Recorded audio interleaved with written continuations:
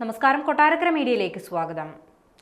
ഇന്നലെ രാത്രി 11 മണിയോടെയായിരുന്നു പത്തനംതിട്ടയിൽ നാടിനെ നടുക്കിയ ഇരട്ടക്കൊലപാതകം നടന്നത്. പത്തനംതിട്ടയിലെ കലഞ്ഞൂർ പാടത്താണ് ഭാര്യ വൈഷ്ണയെയും സുഹൃത്ത് വിഷ്ണുവിനെയും വൈഷ്ണയുടെ ഭർത്താവ് ബൈജു വെട്ടിക്കൊലപ്പെടുത്തിയത്. സംഭവത്തിന് പിന്നാലെ കുളിച്ച് വസ്ത്രം മാറിയ ബൈജു തന്നെ സുഹൃത്തുക്കളെ വിളിച്ച് കൊലപാതക വിവരം അറിയിക്കുകയായിരുന്നു. പിന്നാലെ സുഹൃത്തുക്കളാണ് ഇക്കാര്യം ഉടൻ തന്നെ പോലീസിൽ അറിയിച്ചത്. പിന്നാലെ പോലീസ് എത്തി ബൈജുവിനെ കസ്റ്റഡിയിൽ എടുക്കുകയും ചെയ്തു.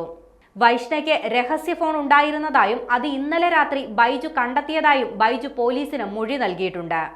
ഈ ഫോണിൽ കണ്ടെത്തിയ വാട്സപ്പ് ചാറ്റിൽ വിഷ്ണുവുമായുള്ള അടുപ്പം വ്യക്തമായെന്നും ബൈജുവിന്റെ മൊഴിയിലുണ്ട്. തുടർന്ന് ദമ്പതികൾ തമ്മിൽ ഇതേ ചൊല്ലി വഴക്കുണ്ടായി. അക്രമം ഭയന്ന വൈഷ്ണ സുഹൃത്തായ വിഷ്ണു വാടകയ്ക്ക് താമസിച്ചിരുന്ന വീട്ടിലേക്ക് ഓടിക്കയറുകയായിരുന്നു. ഇവിടെ വെച്ചാണ് ഇരുവരെയും ബൈജു വെട്ടിക്കൊലപ്പെടുത്തിയത്. ഇരു സമുദായത്തിൽപ്പെട്ട വൈഷ്ണയും ബൈജുവും പ്രണയിച്ച് വിവാഹം കഴിച്ചവരാണ്. ഇവർക്ക് 5ഉം 10ഉം വയസ്സുള്ള 2 കുട്ടികളുണ്ട്. കൊല്ലപ്പെട്ട വിഷ്ണു കുറിഞ്ഞി സ്വദേശിയാണ്. അവിവാഹിതനായ ഇയാൾ മാതാവിനൊപ്പമാണ് കഴിഞ്ഞിരുന്നത്. വിഷ്ണുവും ബൈജുവും ആശാരിപ്പണിക്കാരാണ്. ഇരുവരും ഒന്നിച്ചാണ് പണിക്ക് പോയിക്കൊണ്ടിരുന്നതും. കൊലപാതകത്തെക്കുറിച്ച് പ്രതിയായ ബൈജുവിന്റെ അടുത്ത ബന്ധു സതീശൻ കൊട്ടാരക്കര മീഡിയയോട് പ്രതികരിക്കുന്നു. മാമനും കൂടെ വീട്ടിലോട്ട് പോവാ, എൻ്റെ കുഞ്ഞുങ്ങളെ അങ്ങോട്ട് വിളിച്ചുകൊണ്ട് പോകുന്നു പറഞ്ഞപ്പം എൻ്റെ വീടും എൻ്റെ അനിയൻ്റെ വീടുമായിട്ടൊരു 500 മീറ്റർ ദൂരമുണ്ട്. അവനോട് എൻ്റെ വീട്ടിൽ വന്നിട്ട് പറഞ്ഞു, എന്നാൽ വെള്ളംതെറ്റിയിൽ എന്തോ വഴക്കോ ഏതാണ്ട് നടന്നു, വെള്ളംതെറ്റിയുടെ പാടത്ത് എന്തോ വഴക്കോ എന്തോ നടന്ന് അവനും അവരും കൂടെ എന്തോ വഴക്കോ തന്നെ നടന്ന് കൊച്ചുങ്ങളെ വിളിച്ചുകൊണ്ട് പോകുന്നു പറഞ്ഞ് എന്നെ വിളിച്ച്. ഞാൻ പറഞ്ഞിടാ, ഇപ്പോൾ രാത്രി നമ്മൾ എന്തോ അപ്പോൾ എൻ്റെ പെങ്ങൾ ഇവിടെ ഇല്ലായിരുന്നു. അവളവിടെ മകളുടെ അമ്മാവിത്തനൊരു ആക്സിഡൻറ്റ് പറ്റി കാണാൻ പോയിരിക്കുന്നു. ഇവിടെ ഇല്ല, എൻ്റെ മകളായി നിൽക്കുന്നു.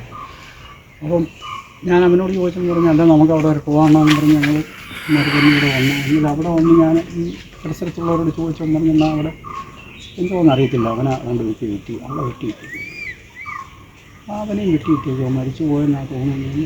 പിള്ളേരന്നേരം പറഞ്ഞു.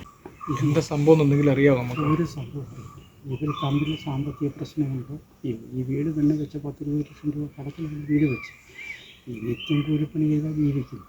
അതിൻ്റെ ഭാഗമായിട്ട് എന്തെങ്കിലും സംസാരമോ കാര്യങ്ങളോ ഒക്കെ ഉണ്ടായി കാണുമെന്നുള്ളതാണ് എൻ്റെ വിശ്വാസം. കാരണം സാമ്പത്തിക പ്രശ്നമാണെങ്കിൽ എല്ലാ വീട്ടിലും ഈ വിഷയങ്ങളൊക്കെ ഉണ്ടാകുന്നു. അതുമായി ബന്ധപ്പെട്ട് എന്തോ പ്രശ്നം നടന്നിട്ടുണ്ട്. പിന്നെ ഇവളെയും കൂടെ വെട്ടിയത് എന്തിനാണെന്നുള്ളത് അറിയത്തില്ല. എന്തോ നേരത്തെ എന്തെങ്കിലും വിഷയങ്ങൾ ഇവർ തമ്മിൽ വഴക്കുണ്ടായിട്ടുണ്ടോ? ഇവർ തമ്മിൽ അങ്ങനെ ഈ കുടുംബ പ്രശ്നമായിട്ട് അങ്ങോട്ടും ഇങ്ങോട്ടും എന്തെങ്കിലുമൊക്കെ ഒന്ന് പറഞ്ഞ് രണ്ടാമത്തെ ദിവസം ഒരു ദിവസമായിട്ട് ഈ കഴിഞ്ഞ 2 ദിവസം മുമ്പേ അവനെൻ്റെ വീട്ടിൽ വരികയും കുഞ്ഞുങ്ങളുമായിട്ട് വരികയും കാണുകയും കഴിക്കുകയും ഒക്കെ സന്തോഷമായിട്ട് പോകുന്നത്.